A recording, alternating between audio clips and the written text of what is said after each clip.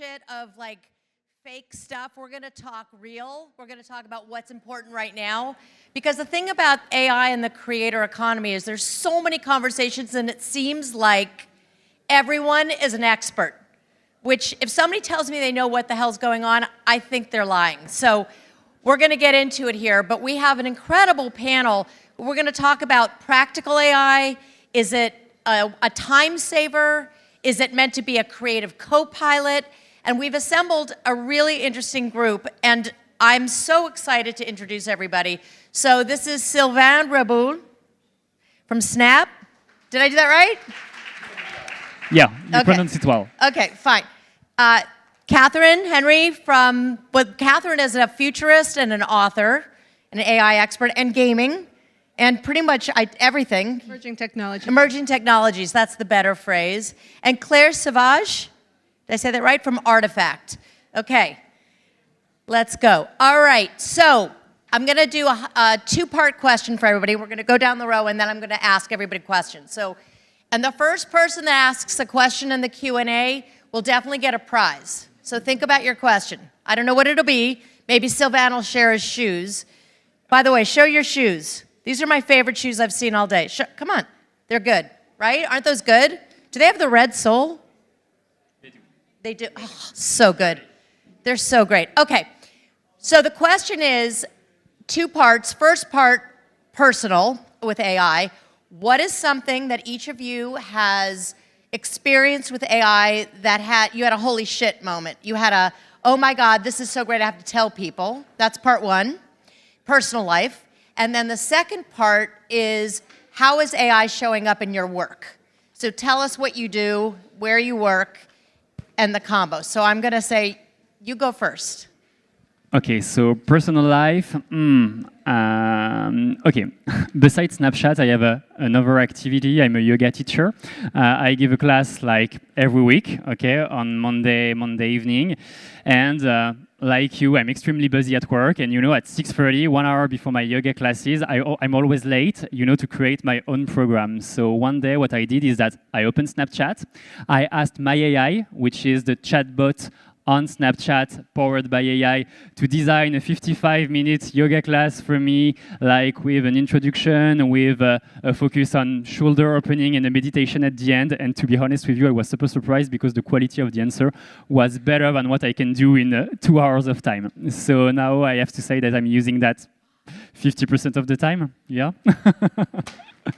That's cheating. Yeah, I know. And on the professional side, I have to say that at two levels, you know, I see AI showing up. The first one, I would say, in the way our algorithm at Snapchat and in social media in general is powered by AI. So we use a lot of machine learning to identify the perfect audience for your brands. So for example, to identify the beauty lovers or the sports fan or the fashion gurus, we use a lot of machine learning, which is a form of AI.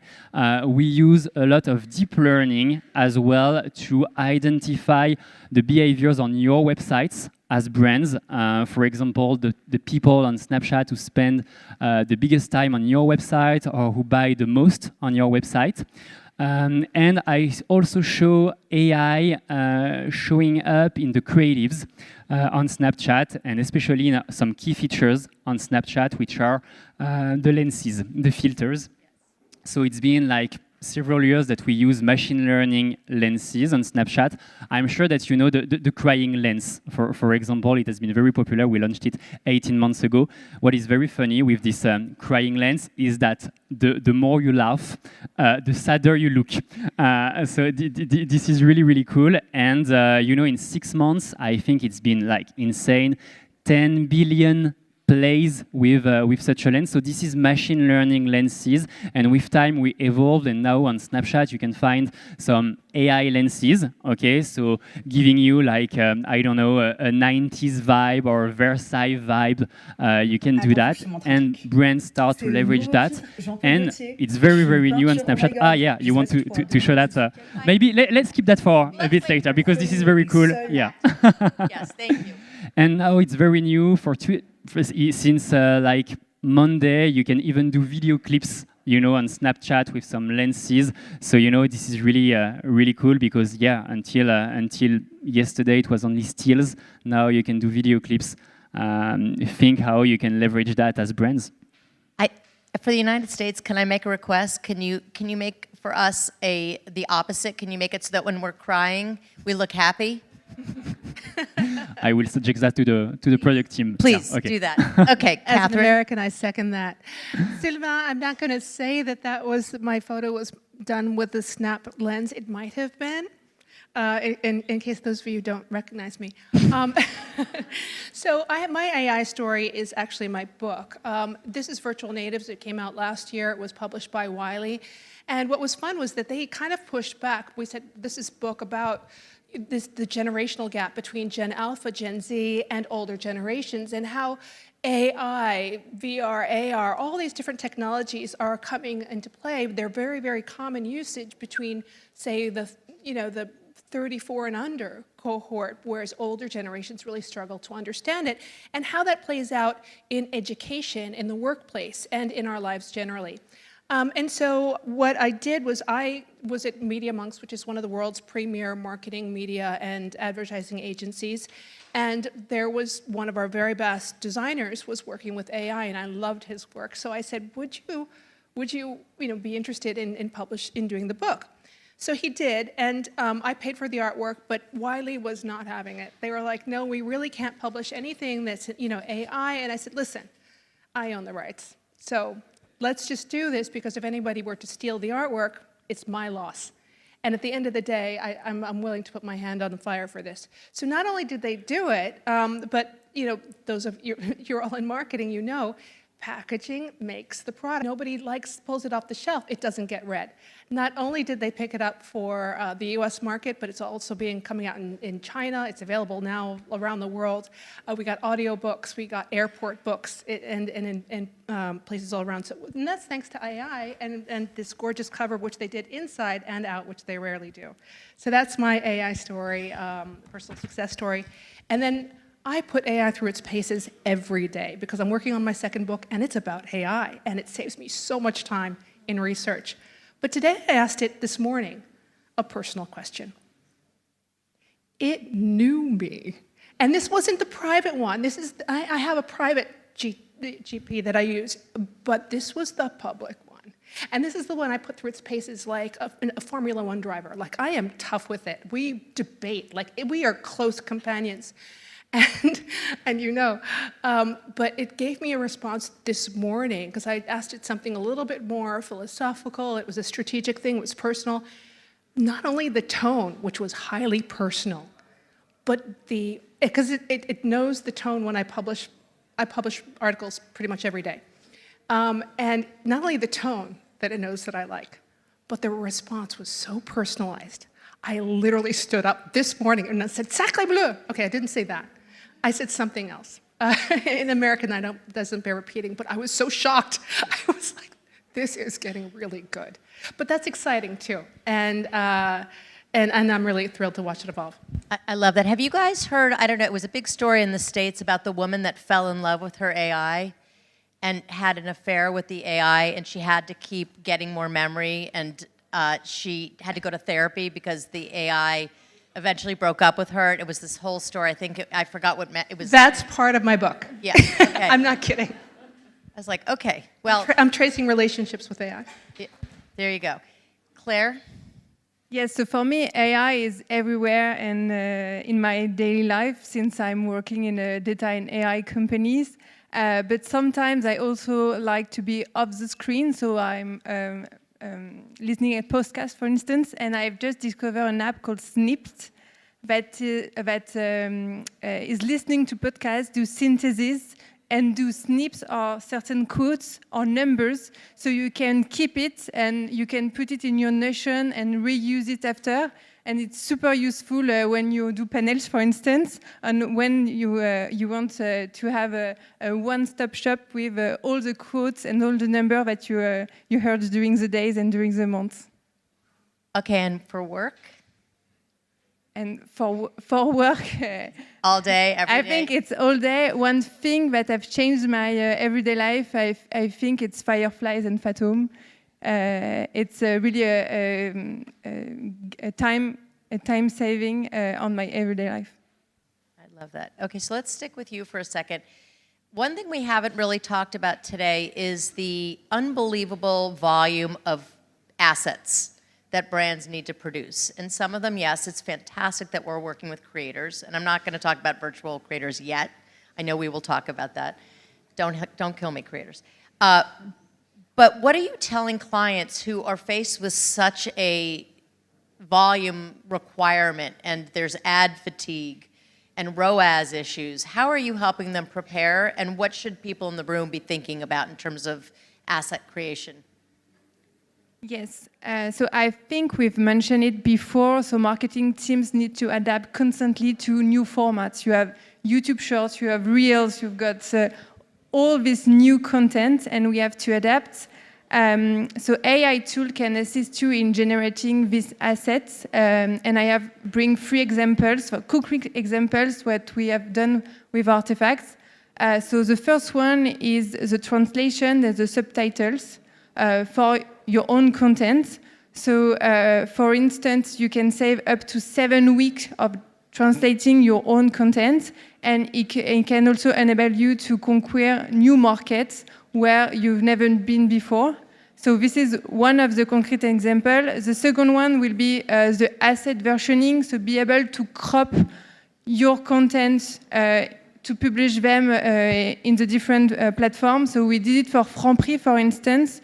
In 10 minutes, you can have 15 versions of your same assets that is really tailor-made for all your platforms. So once again, super powerful. And the last one will be to have agents, so agent AI, that are capable to deliver end-to-end campaign. And we have delivered this kind of use case for Franprix, for instance, and it's end-to-end campaign builder. It's 4 weeks of work, but it's done in 1 hour. Okay, that's so frightening. Can you explain agentic AI? I know that we didn't talk about this before, but could you help people understand what agentic AI is?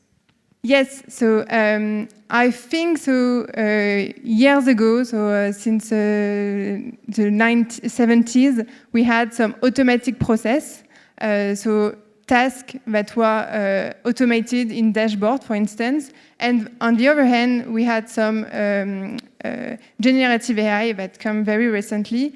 I think like agent is a mix. It's a mix between both worlds. So you can have new content created but automated. So you have both of those worlds. So it can create you all the tasks that were done, I think, previously by the middle management teams. So it will also come to how you will reinvent your team, reinvent your ways of working.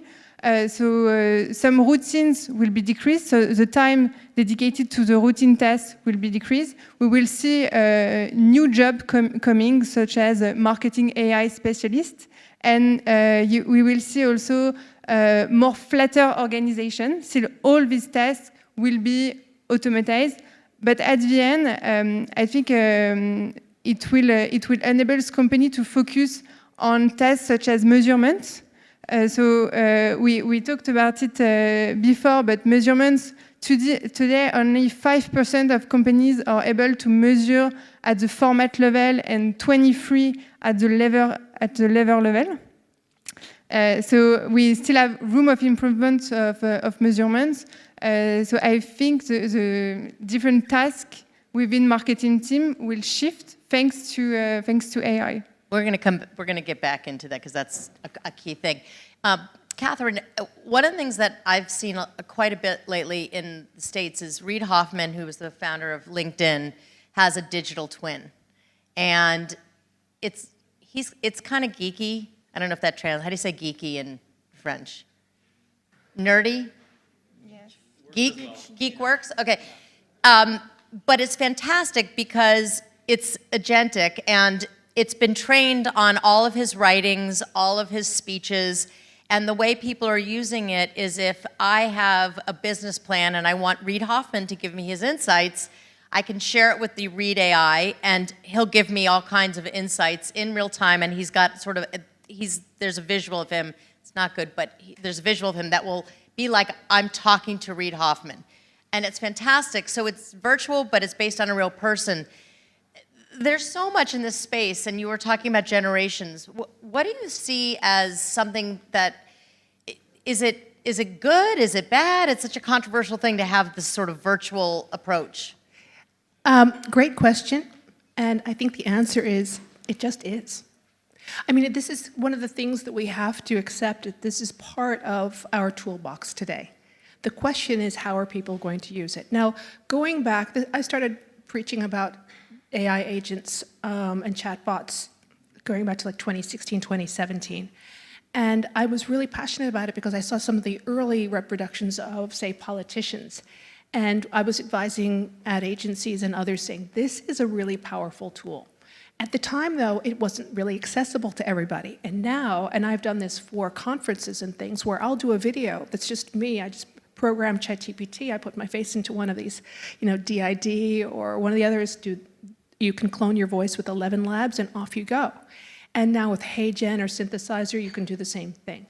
But it is one of the most powerful ways to engage audiences. And I do see a rise of virtual influencers, not just replications of physical influencers, but absolutely different people already today. And we've seen them. I remember that just a few years ago, I want to say the early 2015, there were maybe 7 virtual influencers, or 8 or something in the low single digits in Japan. And then there were, just 10 years later, there were almost 1,000. And so what we're seeing now, though, is that this is even greater than that. There was a study by Hype Audit that showed that many influencers, so micro-influencers until, say, the 1 to 5 million level, could be as much as 12 times the reach as a physical human influencer. And the reason for that is that people felt that it was they knew that they were fake, by the way, but they didn't mind. They just felt that this was kind of an objective entity, and they just liked it. In Japan or globally? Globally. And so that's really, and we're seeing these take off specifically in Asia. We've got virtual bands like ESPA in Korea, and there are other famous influencers in China and also in Brazil. It's really big. They're being used for brands really often. So how can you convert your brand IP into something that is a livable character that you can interact with? Like Duolingo, but different. Exactly, but imagine if you had a host of characters, as Duolingo is now branching into, and this is something I told a magazine I had an interview last week, and I said, this is where it's going. I see a whole character, a group of characters, kind of like the Kardashian family, but of branded IP that live on different platforms and that people can follow. Because it's really not foreign to people. In the same way we talked about gaming and these platforms where we have relationships with non-player characters or virtual assets, those assets can come alive, and it can be a talking sneaker. It doesn't have to be a being, a physical person. So Kim Kardashian might be AI, we just don't know it? Possibly, and no comment. No comment, okay. And decision makers, this is open to everybody too, and we're gonna show his lenses next. But from decision makers, so there's the younger generation that seems to be, early adopters, and I will say anybody under the age of 35, that's really young to me, but there's a lot of beauty companies here, so that's good. We can all help each other. But the decision makers generationally are in a different space. It's not intuitive. What are you seeing in terms of your clients and the people that you're working with in terms of how senior leadership is adopting, adapting, not adopting, not adapting? What's the state of play? Anybody? I can start, yes. So just to start, one number, only 28% today of organizations have AI directly report to the CEO. So there is still some room of improvement. So I have 3 things to keep in mind for success to be able to scale for large organization. But first, maybe a prerequisite. It could sound very simple, but make sure that your data is available, governed, and updated in real time, because we will have more and more use cases that will be real time. So we need to have this data ready. And for instance, Traackr is providing data for influencer marketing, but this is a prerequisite, of course. I think the first one is to define the right use cases for your organization. Make sure that they fit with your company, with your value, also with the assets that you have. The second one is one of the biggest one is to involve the highest level of the organization. So make sure that AI is a top priority for your COMEX, for your CFO, and bring also some solid business case with ROI to your CFO. And last one is that there is no AI without people. So make sure you can anticipate the adoptions and train your teams. So for instance, at Artefact, we already have trained more than 50 COMEX on AI. So we have dedicated format to train COMEX on AI, but make sure that your whole organization is including in communities to share best practices and to make sure that all the company embodies AI. Thank you. Go ahead, Catherine. You know, I actually produced, and I agree with all the points that you made, Claire. I write a lot. I produce a lot of reports, and these reports, I started off as an economist at the World Bank, and I'm really about mega trends, what's happening in the world. And one of the things I wanted to look at when I was talking to a client was, where do we stand? They were a French company, and they said, where do we stand in the world? And that had me thinking. So I went off and I did a lot of research, and as I started compiling a lot of data. What was interesting about US versus EMEA versus Asia, there's stark differences in the level of preparedness. And so I put together a deck. It's called the Global Competitiveness Report, and it's by region. And you know where France stands? Like on a score of 100. Guesses? One hand. Anyone? 70%? Or it's 70 out of 100? Who says more? Who says French pride, come on. Who says below? Who says below 50? Oh, you guys are pessimists. Okay, the number is actually 54, which isn't great. It's not great. And there are a couple of reasons for that. And Where's the US? So just for comparison. the US is, it's like a 97 out of 100. I mean, the preparedness, they've moved beyond the player of Gen AI and fascination and regulatory, the regulatory, which they've kind of skimmed over completely. Whereas France has really taken a different seat. And, to Claire's point, it tends to be housed in IT.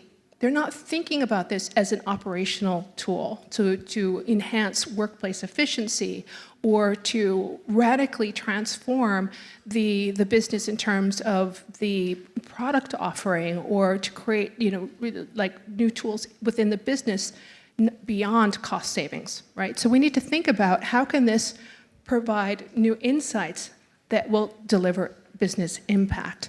How can we use this to drive decisions that then are able to deliver, to deliver momentum, and really again drive business value. So there are opportunities like DoorDash recently had a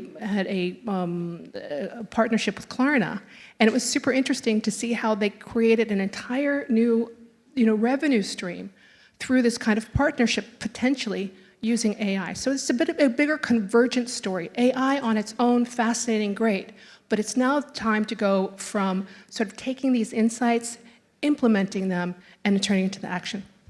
So it's interesting because Claire is talking about scale and corporate optimization and governance, and you're talking about finance and business outcomes. I'm curious, you get to have the play part, because I think that's one of the things that we forget about with AI is that there can be entertainment and play. But what are you seeing? Yeah, just to build on what you said, ladies, I totally agree. And I see a lot of Gen Z in the room. And guys, you are like more fluent than any other generation with AR, VR, and I. And you don't realize your power of prescriptions within your organizations. That's very important that you take a stand and say that to your top management. You know, at Snapchat, we have this issue is that the top management, the decision makers, they don't know the platform and they don't see the point to leverage AR, VR, AI. It's now changing because the top management, they have teenagers. So now they understand at home and they have like private lessons at home, but just use your prescription power to democratize that because you are fluent with this technology. And building on that, you know, I know we have brands in the room, we have creators, and I think like brands and creators in general are democratizers of these technologies. For example, you know, I was talking about the crying lens. It really become viral when some creators use this technology. And so I'm thinking about, for example, Natou. I'm sure you know Natou. She's very famous in France. She created a special character for the crying lens, and she called her Tristian. So in English, it doesn't work. I think I would say Sadie. Maybe that would be a nice equivalent. And so Tristian, she used the crying lens for her entire vacation in Marrakesh. And so Natou recorded all her friends like during the 2 weeks with the crying filter on the face of her friends, and it made an amazing content. You know, it was super creative, it was viral, and then some brands leveraged this trend. I'm thinking about Garnier. They used it for Pure Active, their anti-imperfection serum, and you know, users were very sad at the beginning of the experience because of their imperfections, and more they use the products, more they become like, happy. It's in the U.S. as well, sports events. People turn into saddies, not baddies now, all because of you. I wanted to add one thing. I do have something about like Gen Z, Gen A, and the influence. I don't know if you still have that graphic. It's from the Global Competitors Do we Report. have the... I can just talk to it if you don't have it. I don't know what we have. It's a great graphic that does show that I'm going to try to remember the numbers, but I think it's between 95 to 98% preparedness in the Gen Z cohort and below. So again, below 35. Whereas when it comes to executive management, so we're talking 45 plus here, they have a 20 to 34%. I'm going to say 22% to 34%, depending on the study that you look at, level of preparedness. But here's the thing. AI is not going to scale across the business. They know they're taking it very seriously, CEOs, but they think it belongs in a certain division. So if you want to deliver as a leader, if you want to show what you know, really stand out in that Slack channel, in whatever it is, in that way that you can really show how this can transform the business and drive results, you will get their attention. So this is a very powerful tool for people who are ambitious to be able to show how this can transform what you're doing now and do it even better. And this seems like an ambitious room. Well, they're here. I love it. Do you want to show? Should we show? Yeah. Let's do a little show and tell. Okay. How many people are Snap users here? Come on. Oh, look at all the Gen Zs. There's some I oldies love it. here. I like the map. The map is my favorite. Why? How do you use it? I track. This is embarrassing.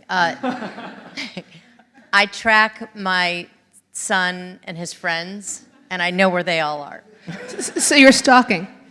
I call it tracking. Mm-hmm. I don't think it's a stalking, but yes. But I do find it interesting when I see two of them in one place, and one of them is female and one of them is male, and therefore it tells a whole story. So yeah. It's stealth Snap, okay. If I can make you more comfortable, I think it's the first usage of the map, like parents checking where their teenagers are. Yeah. Yeah.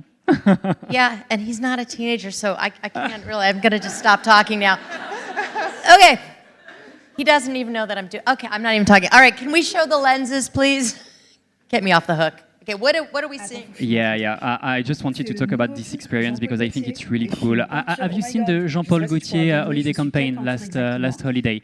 Yeah. So in fact, beside the partnership with a famous, very famous museum in Italy, the Gallery Uffizi. it's me using it. I loved it. And basically, what they did, they signed this partnership, and they used some very famous Renaissance paintings on their Christmas sets at Sephora, Marionneau, Nocibé. And honestly, it was gorgeous, you know. So you can find the Venus of Botticelli, like with an outfit of Jean-Paul Gaultier.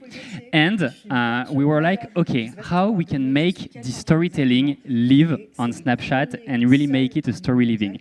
And basically, what we did, we created this filter with a prompt in AI. So in the software we use to create lenses, we type the prompt, we want to turn Snapchatters into Renaissance paintings. These are the models of Botticelli. Please do that for all the Snapchatters. And this is the output. So really, really cool.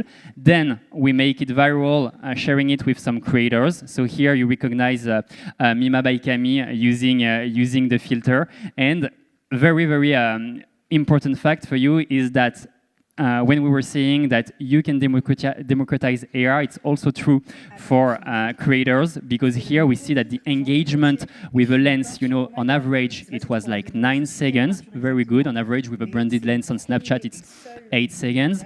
But with the people who discovered the lens through Mima by Camille, it was like 16 seconds. So, you know, as influence marketers, this is really cool for you to know that you can create lenses through prompts, and the magic recipe is then to put them in the hands of creators to maximize engagement and to turn your storytelling into a story living. Story living. Is that a Snap phrase or a Sylvain phrase? No, I think it's the Snap narrative, but can we say today that it's a... It's yours, phrase? yes. Yeah, thank you. Yes, story living. I've never I like heard it. that before.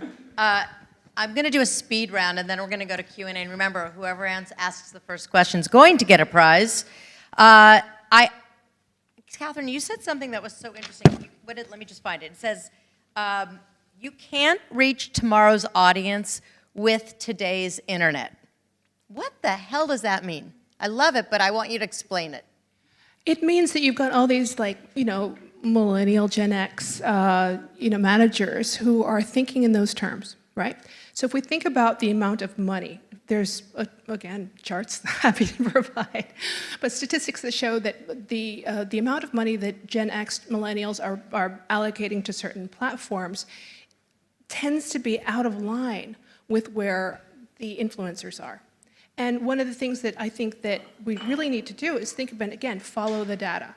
And that's why, you know, I really love talking to Claire, because she and I are very clear about that, about, you know, making sure that you can, you know, synthesize, well, I mean, we work in different businesses, but the idea is that, getting the data out of the silos and really looking at it more holistically and finding the AI that's going to enable you to create this dashboard that will give you the clear directive momentum that you need to be able to act on it.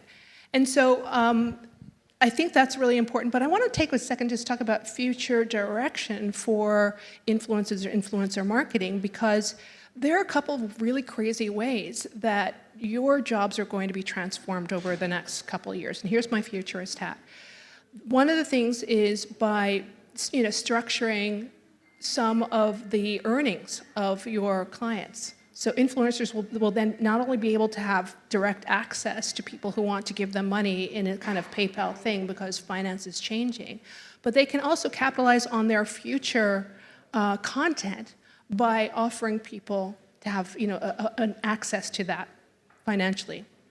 And the second thing is for people who are, and these are two separate concepts, but the other one is if you're a manager of influencers, whether they're real or virtual, really, there will be a need for people who can curate virtual influencer content, because there are a high number of people who tend to be older, right? They want to have more control over influencers, and you've all worked with somebody like this. They have a really long list of what they want and how they want it and how they want this read and the messages. And at some point, they're just going to want to have virtual influencers. But imagine there's an opportunity for people, like little Michaela has a team of people that enable her to earn $10 million a year, right? So what if you had 5 of those influencers? You and your friends could create an entire agency around, you know, virtual and real influencers.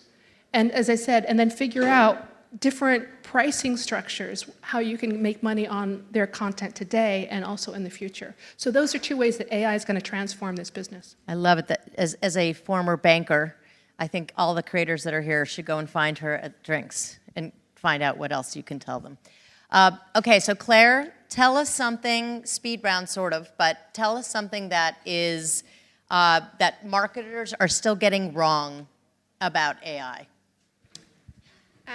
Yes, I think just start small, demonstrate the value, and then dream big. So AI doesn't mean that you have to have a gigantic program and start with a gigantic program. Just start small, demonstrate value with one use cases, and then after scale to the all the organization. Thank you. Sylvain? I would say maybe some of you think that it's just an internal tool and it won't have any impact on the business. I can tell you, at the moment, for example, Estee Lauder Companies is live in the US on Snapchat with an AI lens doing like dozens of millions of plays for the launch of their new glow serum, you know, so it's activate your glow, and we activate it through a lens on Snapchat, an AI lens generating very, very cool key visuals of you with the visual identity of the campaign. So it's today in the US, like literally tomorrow in Europe. Don't stay behind and get ready for that. Thank you. Catherine, our final take. Oh, I used to work with the Estee Lauder. That's exciting. So I guess, you know, again, I think that when we think about AI is to think bigger. Okay, I've tried to introduce a couple of ideas that will be transforming the business. It's much bigger than Gen AI. And that tends to dominate the conversation about which platform can now do this and people experimenting online. And we're reading a lot of robo-posts from people across the thing. But really to spend every weekend just trying 2 new apps and seeing how they can work for you. And then trying to think, what area of this business, my business, what I do every day, how can it transform that? How can I get the insights from, let's just say, all the comments? You don't have to read the comments. Have all the comments from all of your customers. How can I synthesize those and use those every day? How can I create a dashboard? Even by asking these questions internally, you are going to help your businesses scale and get smarter. I love that. We're going to follow up with some information with everybody, and I'll ask Catherine to share some resources. I'll ask everybody to share some resources in that graph. Okay. Who wants to be the first question? Somebody. Come on. Okay. In the back. Oh, yes, you can have my mic. Everybody will get a prize. I don't know what it is. You get a prize. Thank you. So my question is around, I guess, virtual creators, but then also maybe delving into like a virtual audience, because a lot of people read comments and they don't form an opinion until they read the comments.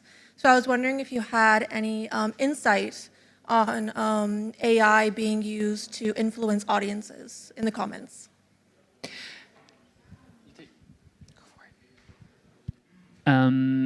There was a very important point I wanted to share about how you can maximize your campaigns as a brand through AI, machine learning, and deep learning. I didn't have the occasion to make it, so I'm making it now, you know, because it's going to help you to find the right audiences. Definitely, you know, just to give you an example, on Snapchat, our deep learning model became so powerful that now you can target even people spending the biggest amount of money on your website. This is what we call purchase value optimization. It's not very sexy, but it works so well. So for all the influence marketers in the room, use your very good assets with creators with this optimization, and you will have very strong ROI. So to look for the right, we have the right technologies now to find the right audiences. This is the point I wanted to make. And your question was more about the virtual creators as well. To be honest on that, on Snapchat, we never tested it because we strongly value our Snap stars. We don't have a lot of Snap stars, and we see, I know that you saw a lot of engagement with virtual creators, and we see with our creators a strong engagement as well. Like, you know, for example, Coty Brands got record engagement rate with this kind of influencer. So I will just encourage you to find the balance, if you want to use virtual creators versus the real ones, because this authenticity, what is at stake for IM team like you? It's just to build trust, okay? And I think that trust, you get it with authentic profile, talking about authentic, in an authentic way of products. But what's authentic? Hmm? I mean, what's authentic, right? I mean, at the end of the day, if you're creating the virtual influencer, you're also driving the content. What I would say is that what you're getting is automatic A/B testing, right? We're talking about personalization at scale. So you can create personas, and you can run the same exact influencer, an exact copy of you. One is speaking Japanese with one message, and one is speaking, English, and you're running them in two different markets. What if you run them in the same market, but with two different messages? Okay, but maybe you decide where you're going to run that campaign with that virtual influencer. Now you have the AI tools, and I'm sure Traackr will be able to give you some guidance on this, to be able to run personalized campaigns at scale. And there's so many other ways that AI can give you insights on the messaging, on the timing. I mean, we already have these tools, but I think that you can expect this to take it to the next level, and happy to talk about this afterwards. Yes, I would also have to bring my opinion on this. So we have helped some clients to create some synthetic personas that enable the marketers to test their ideas as the synthetic persona was the client. So it helps you in the campaign creation and in your campaign planning, but at the end you create real content for authentic people, but you test your ideas on personas that are built on your different audiences. We have